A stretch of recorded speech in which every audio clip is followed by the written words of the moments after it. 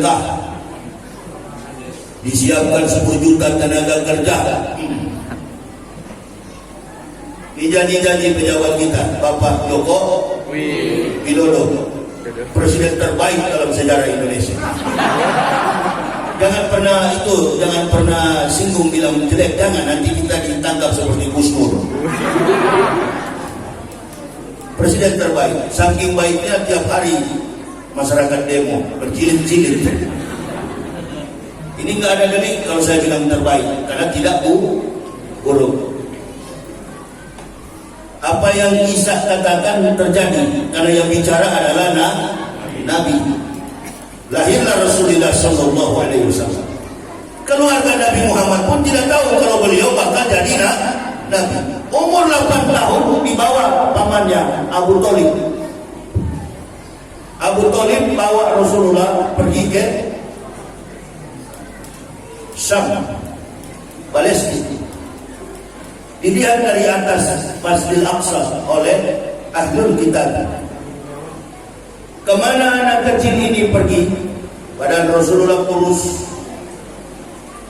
Ke kanan awan ikut, ke kiri awan ikut, ke depan awan ikut, ke belakang awan ikut. Peristiwa orang dituntun dengan awan cuma 2 kali. Israel keluar dari negeri perbudakan dituntun oleh Allah dengan tiang awan. Dan yang kedua Rasulullah Sallallahu Alaihi Wasallam. Ahli kitab ini buka kitabnya, lalu dia katakan, Abu Thalib, betulkah anak ini bernama Ahmad? Betul. Tahu dari mana ahli kitab? Apa yang tertulis dalam kitabullah? Dalam firman Allah, Taurat wal Injil, inilah cikal bakal Nabi yang menyempurnakan semua risalah para nabi. Ini Abu Thalib segera disingkirkan. Jangan sampai ahli Taurat, ahli kitab, orang-orang Parisi dan Saduki melihat anak ini dan mereka menganiaya, bahkan membunuh. Selamatkan, bawa pulang Ahmad ini.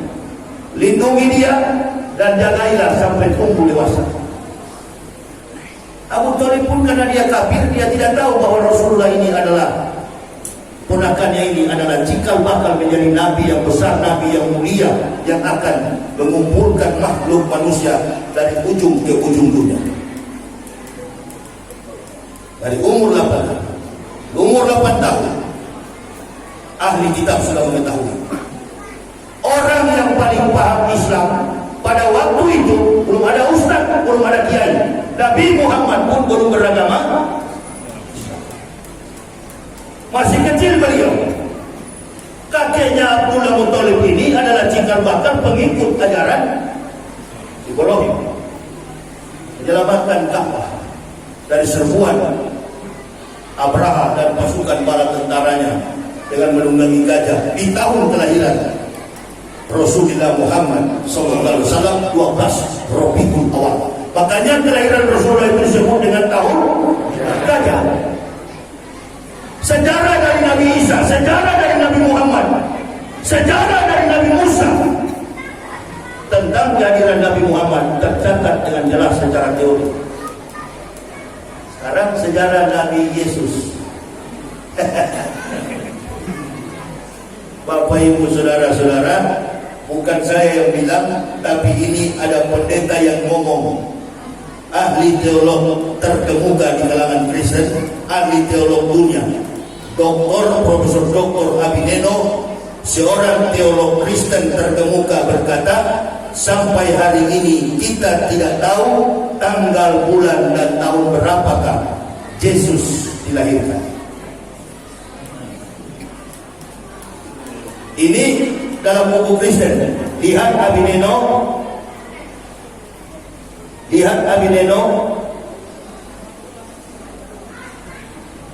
Badan Perpustakaan Kristen Ibadat Jemaat abad pertama, Badan Perpustakaan Kristen Jakarta, halaman 64 tahun 1962. Tidak pernah ada teori kebenaran yang mengatakan Nabi Isa lahir tanggal 25 Desember. Jangankan Nabi Isa, Yesus pun bukan lahir pada tanggal 25 Desember. Semua pendeta mengatakan kami tidak tahu tanggal, bulan, dan tahun berapakah Yesus itu dilahirkan. Supaya suka ikut Natalan yang ada ini bertobat. Kemarin kan banyak yang mengatakan, Ustaz, bertanya sama saya, kalau kita menyebut Natal boleh nggak Ustaz? Kalau kita menyebut Natal najis nggak, haram nggak? Saya bilang tidak haram, tidak najis, nggak apa-apa sebut Natal. Tapi kalau sudah tahu begini, hati-hati, bukan persoalan haram atau tidak haram. Nabi Isa tidak dilahirkan tanggal 25 Desember. Nabi Isa dilahirkan tahun 6 sebelum Masehi. Orang Kristen salah. Antum Muslim ikut-ikutan menyebut selamat Natal, bukan persoalan haram, berarti sama-sama goblok dengan kafir. Nah itu. Kalau Nabi Muhammad kan tahun kelahirannya jelas. Jadi jangan bikin maulud di dalam gereja. Ada yang bikin maulud di dalam gereja. Ada yang bikin maulud di dalam gereja. Kiai-kiainya membawa santri-santrinya bersolawat di dalam gereja. Ini yang membuat murka. Sehingga Jakarta banjir kemarin. Baru menuduh Anies Baswedan yang salah. Bersolawat di dalam gereja. Maulud dengan Natal ketemu. Bersolawat di dalam gereja. Silakan orang Kristen menjalankan ibadahnya Natal. Tapi umat Islam punya hari kelahiran khusus. Maulud Nabi Sallallahu Alaihi Wasallam. Bukan mendoakan Rasulullah dalam berulang tahun, tidak. Karena ketentuan hidup dan mati, rezeki dan dono yang kita dapatkan itu adalah ketentuan Allah. Imam Basri berkata, hartaku, rezekiku, kematianku, semua yang aku miliki sudah ditentukan oleh Allah. Jadi semakin hari usia kita bertambah, bukan semakin kita kuat, semakin hari usia kita bertambah, semakin kita menuju kepada kematian. Nah kalau antum bikin ulang tahun sama dengan mendoakan cepat mati, itu maksudnya. Itu yang diharapkan dalam Islam. Happy birthday to you. Ini kan yang saya walaupun di kafir dulu nggak terlalu pentingnya begitu. Nggak ada, karena saya tahu. Di Kristen pun mengajarkan begitu, bahwa kematian itu adalah rahasia dan semua makhluk manusia itu akan mati. Yang tidak mati-mati itu orang-orang munafik yang gila jabatan. Itu yang tidak bakal mati, makanya dia jadi munafik, menjual akidah demi pangkat, menganiaya, menghina, mengejarkan saudara Muslim demi jabatan. Itu nggak pernah mati itu. Bapak Ibu ikuti orang-orang begitu, nggak akan mati-mati itu. Karena sudah capek kita mendoakan cepat mati. Nggak bakal mati itu. Makanya dia yang bisa jadi tujuan hidupnya adalah harta, jabatan, pangkat, dan kedudukan. Jangan main-main dengan pimpinan kita. Kita lindungi dia. Siapa ganggu kita hajar. Mau mati semua kita ini. Orientasi Maulud Nabi ini cuma dua, hidup dan mati. Konsekuensi kita hidup adalah mati. Komitmen kita hidup adalah mati. Jangan hidup kalau takut, jangan hidup kalau takut, mati. Semua kehidupan kita ini orientasinya yang paling dekat dengan kita adalah mati. Yang jauh dengan kita adalah masa lalu. Al-Imam Al-Ghazali. Yang dekat dengan kita adalah mati, yang jauh dengan kita masa lalu. Jadi antum melari ke mana? Rasulullah SAW memberikan tauladan uswah hasanah, 4 karakter yang melekat dalam diri beliau. Yang pertama amanah, yang kedua sidik, jujur, yang ketiga tabligh, suka berdakwah, dan yang keempat fatokah, berbudi pekerti. Ini tiap tahun kita melaksanakan Maulud Nabi. Bahkan ada satu rekaman video, ada pejabat yang coba-coba melarang untuk melaksanakan Maulud Nabi. Ada komentar dari ulama kita Tengku Jul. Gak boleh dilarang, ini sudah membudaya dalam kehidupan Kita mencintai Rasulullah dengan alasan katanya social distance, menjaga jarak. Kalau ini corona ini, virus ini betul, yakin saya di Pekanbaru sini mungkin sudah ratusan ribu yang mati. Kalau ini COVID memang betul, ini kita pulang dari sini sudah roboh semua ini. Iya, kalau enggak 20-50 lah. Kalau betul ada barang itu. Ini semua bisnis. WHO bekerja dengan para mafia-mafia di Amerika. Hanya mengikuti pemilihan Presiden Amerika. Selesai Pilpres, selesai juga COVID ini. Nah, kejujuran para pejabat mengikuti jujurnya Rasulullah. Karena pejabat-pejabat kita ini kebanyakan beragama Islam. Bahkan ada yang dari ustaz kemudian dari pejabat.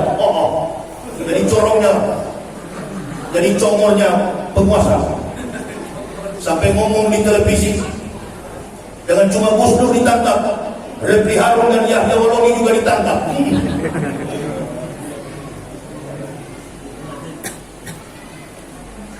Sosok bajingan, sosok berani. Saya suka pengabalan itu jangan pakai lapor. Ketemu ajak saja. Ustaz Yahya Waloni ketemu di mana kita berkelahi.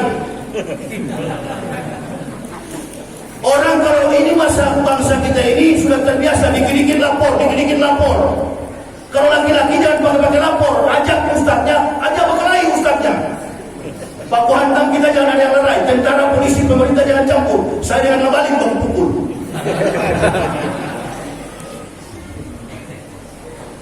Sudah terbiasa, cengeng. Kalau soal agama begini, jangan lapor ke polisi, lapor ke Allah. Orang Kristen jangan marah ke saya, lapor kepada Yesus. Assalamualaikum sus. Ini Yahya ini makin kurang ajar, tolong dikutuk dia. Menurut Kristen, Yesus adalah Tuhan. Gampang kira-kira orang menyangkal Tuhan. Kalau orang menyangkal Tuhan, minimal saya ini sudah jantungan. Duluan kena COVID. Menyangkal Tuhan jangan main-main deh. Betul apa betul? Kalau orang Islam murtad hanya menyangkal kepada Nabi Muhammad. Kenapa murtad? Karena otaknya tumpul dan tidak aktif beribadah secara Islam, jauh dari sholat. Tapi kalau orang yang murtad, orang yang dari Kristen pindah ke agama Islam, dia mendapat hidayah, bukan pindah agama, kembali kepada fitrah. Nah, orang-orang seperti inilah kemudian mereka mendasarkan pemahaman kepada kitab mereka sebelumnya. Tidak ada orang dari kafir masuk Islam itu diislamkan oleh orang Islam. Tidak ada. Siapa yang Islamkan? Maurice Bucaille, ahli kandungan dari Perancis. Siapa yang mengislamkan Yusuf Islam yang di Amerika? Seorang rocker Amerika. Siapa yang mengislamkan Arnold Schwarzenegger? Siapa yang mengislamkan legendaris Cina, artis Jackie Chan? Siapa yang mengislamkan tokoh-tokoh dunia? Tidak ada orang Islam yang mengislamkan mereka. Laqad anzalna ayatin mubayyinatin wallahu yahdi man yasha'u ila siratin mustaqim. Ini Indonesia ini kita terlalu bangga karena kita mayoritas beragama Islam. Orang-orang Islam yang menghancurkan Islam, konsep kafir. Bagaimana hancurkan Islam? Pakai orang Islam. Nah, coba Pak Ibu lihat sekarang ini, yang suka bermusuhan dengan orang-orang Islam. Bahkan ada film yang sekarang ini kontroversial di masyarakat. Judulnya My Flag. Apa namanya? Saya tidak tahu bahasa Inggris ya. My Flag. Paling bagus jangan tulis My Flag, My Face. Jadi sudah terkesan dari filmnya saja sudah politis. Seolah-olah Islam itu ada dua kelompok. Padahal kita ini dipersatukan oleh Allah dengan satu kalimat yang sama, La ilaha illallah Muhammad Rasulullah. Kalau antum memang laki-laki itu saya bilang, kalau laki-laki nggak usah pakai lapor. Sudah terbiasa cengeng. Ada apa-apa lapor, ada apa-apa lapor. Kalau kami ustaz begini nggak mungkin minta bela jamaah. Kapan saya pernah minta jamaah bela? Tidak pernah saya meminta jamaah bela. Cukup dong. Doa. Saya keliling Indonesia bawa mobil pribadi semua bertiga anak istri. Anti saya dikawal. Keliling Indonesia sudah 14 tahun. Makanya saya bilang, kalau dia berkomentar begitu, jangan kirim ke saya. Ini Ustaz Ngabalin berkomentar.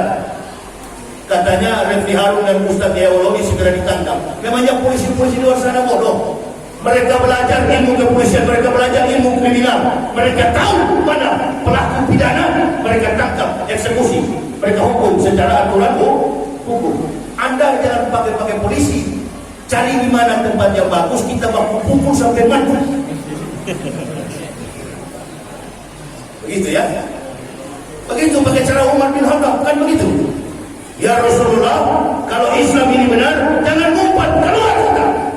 Aku di depan, membela ya Rasul, membela agama ini. Aku paling depan. Kepentingan kami cuma dua, supaya Bapak Ibu Muslim kokoh dalam akidah, orang kafir masuk Islam. Kami tidak seperti watak Anda, penjilat, pencari muka kepada rezim, penjilat kotoran kafir. Memakai atribut Islam, datang ke gereja, menyanyi lagu-lagu gereja. Innalillahi. Saya keluar dari gereja, dia masuk. Jadi Bapak Ibu, kalau Bapak Ibu ini, kalau Bapak Ibu ini betul-betul mau bergaul dengan orang Kristen dan ingin bela orang Kristen, sudah, jangan repot-repot. Pindah sekaligus menjadi pengikut Kristen. Gak usah setengah-setengah begitu. Gak usah separuh-separuh, gak usah munafik. Kalau memang mau ikut Kristen, ikut Kristen. Ikut Islam, ada aturannya. Ya ayyuhalladzina amanu udkhulu fis-silmi apa? Masuk ke dalam Islam. Betul-betul, lahir dan batin. Jadi kalau setengah-setengah jangan. Itulah kecintaan kita kepada Rasulullah Sallallahu Alaihi Wasallam. Orang yang ada di Perancis, begitu Nabi Muhammad dihina, nggak banyak bicara, dia bukan ustaz. Jamaah biasa mungkin sholatnya juga bolong-bolong, menghunus pedang, mencari si pemfitnah, penghina Rasulullah, dipenggal batang lehernya. Allahu Akbar. Jadi Islam itu bukan teori, bukan cuma bicara, buktikan cinta kita kepada Rasulullah. Ini setelah meninggalnya banyak ulama, meninggalnya banyak kiai-kiai hebat, yang tersisa generasi pengecut, generasi penjilat yang tersisa sekarang ini. Sudah diserang habis-habisan, kita di dalam juga sering saling fitnah, saling menuduh kepada sesama Muslim. Ini ibarat di dalam perahu, di dalam kapal, ombaknya besar, nahkoda dan seluruh penumpangnya saling berkelahi. Keberkahan bangsa ini tentu bergantung kepada ulama, bergantung kepada mayoritas kaum mukmin.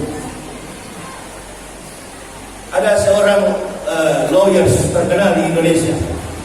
Dia bukan beragama Islam, namanya Hotman Paris Utapia. Tapi beliau simpati dengan orang Islam. Saya banyak lihat video beliau. Apa kata beliau? Kalaulah orang Indonesia membaca undang-undang Omnibus Law, khususnya di kasus pertanahan, dia yakin orang Indonesia ini semuanya akan turun ke jalan demo. Kurang apa lagi? Profesor Azumardi Azra, Profesor mantan Rektor UIN Syarif Hidayatullah Jakarta, beliau katakan undang-undang ini tidak pernah saya baca. Saya seorang profesor akademik, tidak mampu lagi membaca undang-undang 1000 halaman. Ada anggota DPR mengaku saya sudah baca semuanya, saya tidak yakin. Umur 40-50 ke atas paling baru 15 lembar, Ustaz. Antum tak ada baca buku 15 lembar, paling sudah mengantuk. Kita ini kutu buku suka membaca juga. Mana ada yang begitu? Inilah watak kita. Tapi kalau mau dibilang munafik, marah, tersinggung. Ini jadi delik, lapor sana, lapor sini. Dari awal saya masuk Islam, saya tidak pernah bergabung dengan organisasi Islam. Saya bukan NU, saya bukan Muhammadiyah, saya bukan Al-Wasliyah, saya bukan Naqsabandiyah, saya bukan FPI, saya bukan Banser, saya bukan Ansor, apalagi jadi Banser.